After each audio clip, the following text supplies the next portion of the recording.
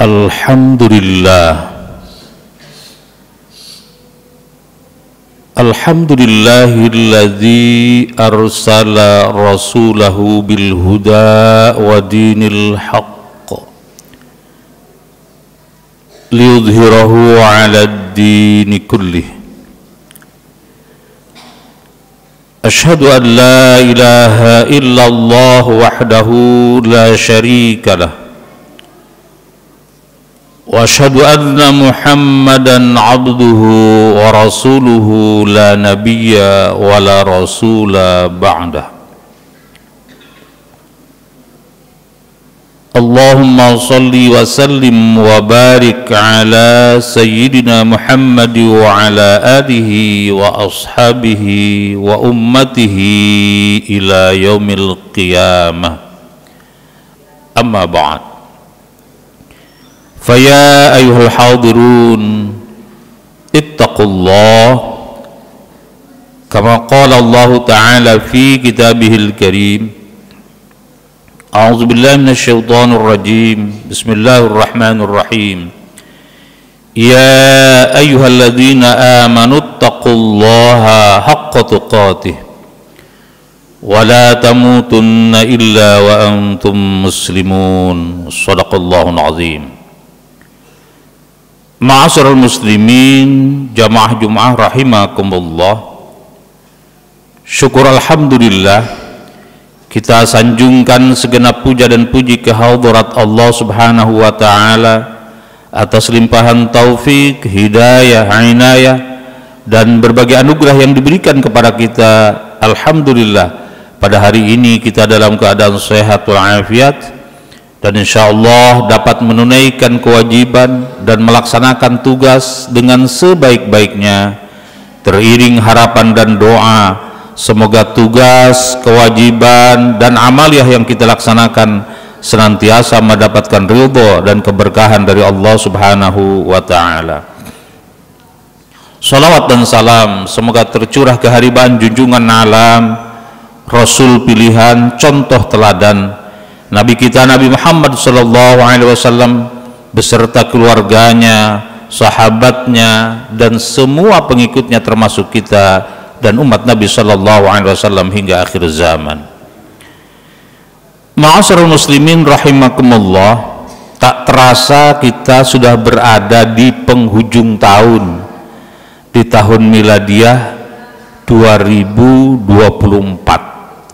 Jadi beberapa hari ke depan kita akan memasuki tahun baru, tahun 2025 miladiah atau masehi.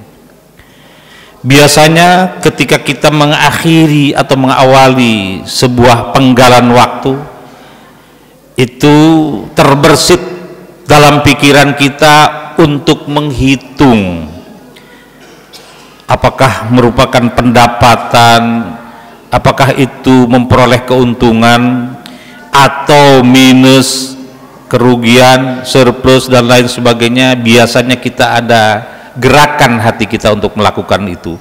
Dan memang salah satu waktu yang Allah berikan kesempatan kepada kita di penggalan-penggalan waktu itu untuk melakukan muhasabah, introspeksi, penghitungan.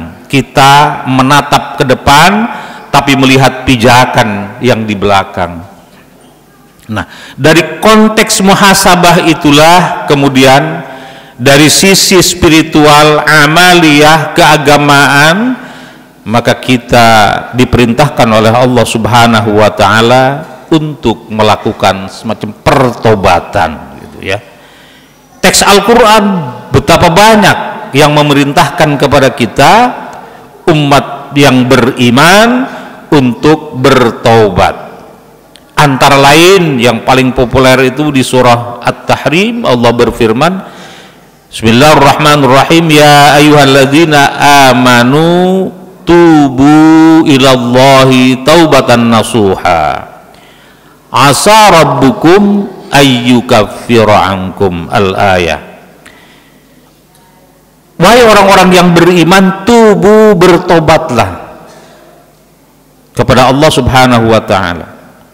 taubatan nasuha dengan taubat yang nasuha, taubat yang hakiki, taubat yang sebenar-benarnya takwa, sebenar-benarnya taubat yang nanti mengarah kepada kebaikan-kebaikan. Karena apa? Karena ada bonus yang diberikan oleh Allah. Ayyukaffiru ankum sayyiatikum. Luar biasa itu. Kalau orang melakukan pertobatan atau bertobat, maka kejahatan, kejelekan, ketidakbaikan yang pernah kita lakukan itu bukan saja akan diampuni oleh Allah Subhanahu wa taala, karena Allah Maha Pengampun ya, innahu kana tawwaba, tetapi juga yukaffiru,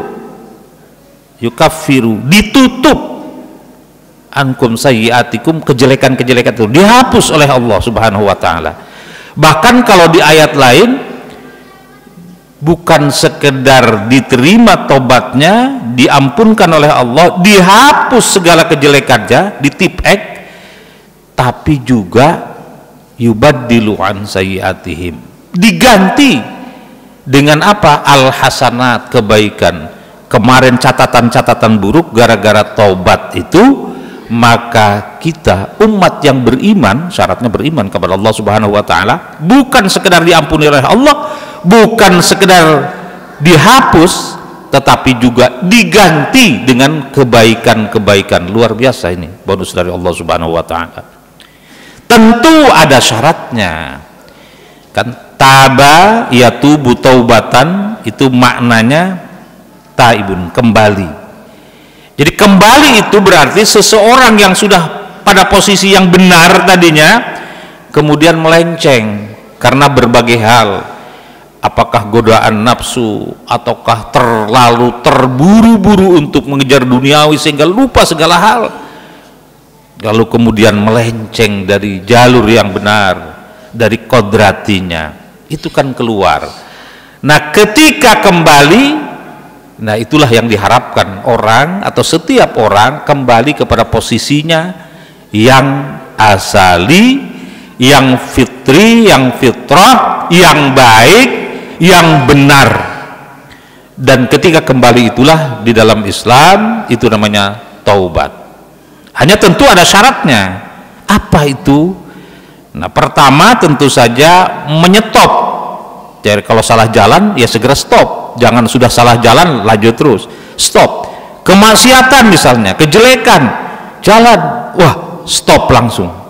Apakah cukup dengan stop itu? Tidak, karena ada syaratnya yang kedua. Apa itu? Syaratnya yang kedua adalah menyesal. Kenapa tadi saya jalannya ke situ? Kenapa tadi saya melakukan hal-hal yang jelek seperti itu? Menyesal betul. Sampai banyak orang yang melakukan pertobatan itu menangis.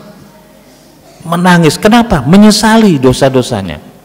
Bahkan kalau di bulan Ramadan, katanya menurut Syekh Fakhrul Razi dalam tafsirnya, salah satu amalan yang dikagumi oleh malaikat ketika tanazul ke bumi, turun ke bumi malaikat itu melihat orang yang menangis karena menyesali dosa-dosanya.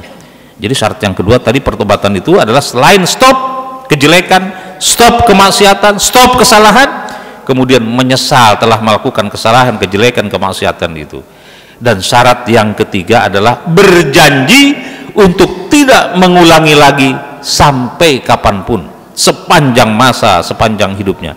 Itu syaratnya 3. Jadi kalau orang sudah melakukan pertobatan seperti itu, itulah yang Allah bukan sekedar ampuni, tapi juga dihapus, bahkan lebih dari itu, kejelekan-kejelekan itu ditipek, diganti dengan kebaikan-kebaikan oleh Allah Subhanahu wa taala. Teks Al-Qur'annya demikian. Nah, itu kalau kita melakukan kesalahan langsung kepada Allah Subhanahu wa taala dalam bentuk ketidaktaatan atau kemaksiatan yang kita jalankan, naudzubillah. Tapi itu syarat tobat kalau kita kesalahannya adalah kemaksiatan kepada Allah Subhanahu wa taala. Lalu bagaimana kalau kesalahan itu terjadi kepada manusia, sesama manusia, yang disebut hukukul adam, sesama hak Adam? Disitulah selain yang 3 itu tadi, yaitu stop kejahatan atau kejelekannya atau kemaksiatannya, lalu menyesal telah melakukan kesalahan itu, dan yang ketiga kemudian berjanji tidak akan mengulangi lagi sepanjang hayat kita. Tambah satu lagi kalau kepada manusia, yaitu untuk mengembalikan hak-hak Adam itu, hak-hak orang lain itu. Apa bentuknya? Kalau itu harta, kita kembalikan. Kalau itu tuduhan yang macam-macam itu, apa? Ya, kita harus minta kepada yang bersangkutan, hukum saya. Itu teks keagamaan seperti begitu. Ada enggak pendapat lain selain meminta hukuman dari orang yang pernah kita sakiti? Para ulama lain mengatakan ada. Teks hadisnya juga ada. Apa itu? Mendoakan yang bersangkutan supaya diampuni oleh Allah. Minta maaf. Nah, enggak menyebut banyaklah kesalahan saya, apa-apa banyaklah, sudah saya minta maaf semuanya, dimaafkan. Tapi kita di rumah doakan yang bersangkutan itu untuk diampuni oleh Allah. Itu sama dengan mengembalikan haknya. Dan yang ketiga, selain harta tadi itu, kemudian yang kedua tuduhan, karena orang baik dituduh jelek. Itu. Yang ketiga adalah kalau kita menggunjing dia, ngomongin di belakang, itu juga sama, minta maaf, dan kemudian juga kita mendoakan kepada yang bersangkutan.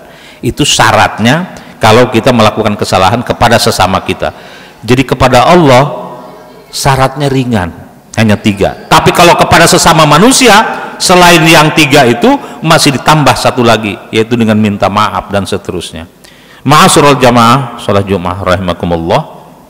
Nah, masih banyak hal lain terkait dengan taubat itu, tetapi saya ingin dalam khutbah singkat ini memberi 1 atau 2 kalimat terkait dengan berapa atau betapa banyak manfaat daripada orang-orang yang bertobat, yang kembali ke jalan Allah itu. Selain tadi yang sudah dikatakan bahwa dihapus dosa-dosa, bahkan diganti dengan kebaikan-kebaikan, maka banyak manfaat-manfaat lainnya. Ketika kita mengucapkan istighfar saja bentuknya, misalnya itu Allah sudah janjikan bahwa dengan istighfar itu Allah akan memberikan jalan keluar kepada kita dari berbagai macam kesulitan. Man aktsaral istighfar ja'alallahu lahu min kulli dhaiqin makhraja wa min kulli hammin faraja wa yarzuquhu min haitsu la yahtasib. Jadi rezeki kita dilipat gandakan. Jadi dengan istighfar, dengan memohon ampun kepada Allah, 1 katanya, dari segala kesempitan, kerumitan, kesulitan Allah berikan jalan keluar. Yang kedua, min kulli hammin faraja, dari kegundahan Allah beri kesenangan. Dan yang ketiga, wa yarzuquhu min haitsu la yahtasib, Allah akan berikan rizki dari yang tidak pernah diduga-duga datangnya. Ma'asyiral muslimin rahimakumullah. Banyak, mungkin puluhan kalau mau disebut satu persatu, tapi satu lagi dalam khutbah singkat kali ini, bagaimana orang yang bertobat. Dalam satu riwayat Nabi SAW disepakati oleh Imam Bukhari dan Imam Muslim, dalam riwayatnya itu bersumber dari Abu Sa'id Al-Khudri, namanya Sa'ad bin Malik bin Sinan Al-Khudri, mendengar Rasulullah SAW menyampaikan dalam satu kesempatan, ada cerita masa lalu, kata Rasulullah SAW, di zaman Bani Israil, seorang preman mau tobat. Apa kesalahan dia? Salah satu kesalahan yang ditunjukkan kepada orang yang dia anggap bisa membimbing adalah dia telah membunuh 99 orang, tis'atun wa tis'ina nafsan. Dia bunuh 99 orang. Kemana saya mau tobat ini? Siapa yang bisa membimbing saya? Di sebuah masjid katakanlah ada seorang yang kelihatannya alim nih, ibadahnya rajin, segala rajin, disebut ya dulu ila rahib, datang ke rahib itu. Kata Nabi SAW, datang orang itu ke rahib. Dia tanya, dia sampaikan, saya sudah bunuh 99 orang. Fahal min taubatihi, apakah masih ada jalan untuk saya bertobat kepada Allah? Kata orang itu tadi, yang kelihatannya wah ini orang bisa memberikan jalan keluar, nggak bisa lah, nggak ada jalan. Langsung diambil pedang, dibunuh orang itu. Jadi genaplah dia 100. Lalu dia tanya lagi, siapa yang bisa nolong saya? Oh, kalau gitu pergilah ke ulama, orang alim. Kalau orang alim itu bisa membeli jalan keluar. Tadi orang abid, ahli ibadah, nggak ngerti ilmu, tapi ibadahnya luar biasa. Baik, saya datang ke orang alim, kepada ulama. Dia sampaikan, saya sudah bunuh 100 orang. Apakah masih ada kesempatan saya bertobat kepada Allah? Kata orang alim, ya tentu saja ada. Kenapa? Karena tobat itu dibuka sepanjang abadi, sampai dengan kalau manusia itu ukurannya malam yugorgir, kalau ruh itu sudah sampai tenggorokan. Nah, kalau umur dunia ini sampai dengan matahari terbit di tempat terbenamnya, artinya kalau terbenam di barat, kalau matahari sudah terbit di barat, itu nggak bisa lagi tobat. Selagi semua ini terbentang, hamparan waktu dan sebagainya, boleh, kata alim ulama ini. Oh, boleh. Jadi gimana caranya? Kamu pergi saja dari kampung kamu yang tidak baik itu menuju tempat yang terbaik sebelah sana, silahkan jalan. Ya sudah, dikasih bekal-bekal doa, pergi. Begitu pergi, di tengah perjalanan meninggal orang ini. Malaikat langsung dua rebutan, malaikat azab dan malaikat rahmat. Kata malaikat azab, manusia itu giliran saya mau azab. Kata malaikat rahmat, tidak, giliran saya itu saya ambil, dia sudah harus dirahmati. Enggak, dia nggak pernah beramal sama sekali, satu cuil pun nggak pernah berbuat kebaikan. Kata malaikat rahmat, dia sudah bertobat. Wah, ribut dua malaikat, datanglah malaikat yang ketiga, sebagaimana diriwayatkan Imam Bukhari dan Muslim, sabda Nabi SAW, datang malaikat yang ketiga. Sudah, jangan ribut, katanya, ukur saja itu jaraknya. Apakah dari negeri yang jelek ke negeri terbaik itu lebih dekat ke negeri terjelek, berarti dia orang jelek, giliran kamu malaikat azab ambil orang itu. Tapi kalau dia lebih dekat kepada kampung yang baik, maka malaikat rahmatlah yang mengambil orang ini, diberi rahmat, masukkan kepada surga. Diukur. Begitu diukur, penasaran malaikat, kok baru berangkat keluar, kok sudah jauh banget. Diukur lagi. Akhirnya setelah diukur, lebih dekat kepada tempat yang dituju. Padahal dalam riwayat Imam Muslim itu dikatakan dia seharusnya lebih dekat kepada negeri yang ditinggalkan, masih belum jauh perginya, tapi Allah yang melapangkan tanah ke arah itu dan menyempitkan tanah ke arah yang lebih baik. Jadi rahmat Allah lah yang menolongi dia, sehingga malaikat rahmat yang mengambil dia, dimasukkan ke dalam surganya Allah Subhanahu wa ta'ala. Jadi kesimpulannya bahwa pintu taubat dari Allah Subhanahu wa ta'ala terbuka lebar, dan kita diperintahkan oleh Allah Subhanahu wa ta'ala untuk setiap saat beristighfar, memohon ampun kepada Allah Subhanahu wa ta'ala atas segala dosa, noda, kehilapan, kesalahan, sehingga dengan cara demikian mudah-mudahan Allah memberikan ampunan kepada kita. Dan pasti, kata para ulama, kata Nabi juga, Allah akan berikan ampunan kepada kita asal kita tentu sungguh-sungguh bagaimana kita kembali ke jalan Allah Subhanahu wa ta'ala. Barakallahu li wa lakum fil Qur'anil azim, wa nafa'ani wa iyyakum bima fihi minal ayati wa zikril hakim, wa taqabbala minni wa minkum tilawatahu innahu huwas samiul alim. Aqulu qawli hadza wa astaghfirullahal azim li wa lakum wa lisairil muslimina wal muslimat wal mu'minina wal mu'minat fastaghfiruh innahu huwal ghafurur rahim.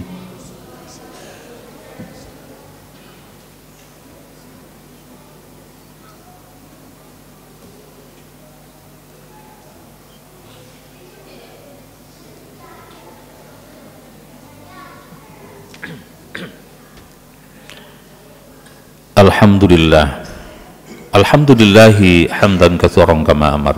Asyhadu an la ilaha illallah wahdahu la syarikalah, irghaman liman jahada bihi wa kafar.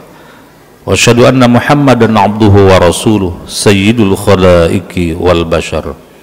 Allahumma salli wa sallim wa barik ala sayyidina Muhammad wa ala alihi wa ashabihi masabihil ghurar. Ayyuhan nas, ittaqullaha min sima'il lagwi wa fudulil khabar wa mtahu amanahakum anhu wa jazar. Wa'lamu anna Allah ta'ala amarakum bada'a fihi binafsih wa sanna bimalaikatil musabbihati wa qudusih wa sallasa bikum ayyuhal mu'minuna min barriyati jinnihi wa insih. Inna Allah wa malaikatahu yusalluna 'alan nabi ya ayyuhalladzina amanu sallu 'alaihi wa sallimu taslima. Wardallahu minal khulafa'ir rasyidin sadatina Abi Bakrin wa Umar wa Utsman wa Ali wa ala baqiyatus sahabat wa tabi'in wa tabi'at tabi'ina lahum bi ihsan ila yaumiddin wa alaina ma hum fihim birahmatika ya arhamar rahimin. Amin ya Allah ya rabbal alamin. Allahumma ighfir lil mu'minina wal mu'minat wal muslimina wal muslimat al ahya'i minhum wal amwat innaka sami'un qaribun mujibud da'awat ya qadiyal hajat. Ya Allah, ampuni segala noda, dosa dan kesalahan kami. Ampuni segala noda, dosa dan kesalahan kedua orang tua kami.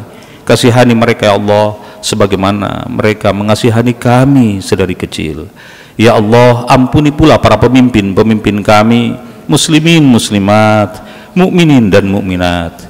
Ya Allah, atas perkenan Engkau menganugerahkan berbagai kenikmatan kepada kami, lembutkan hati kami untuk merasakan curahan-Mu dan berikan kemudahan kepada kami untuk mensyukurinya dengan membagikan sebagian anugerah-Mu kepada hamba-hamba-Mu yang membutuhkan.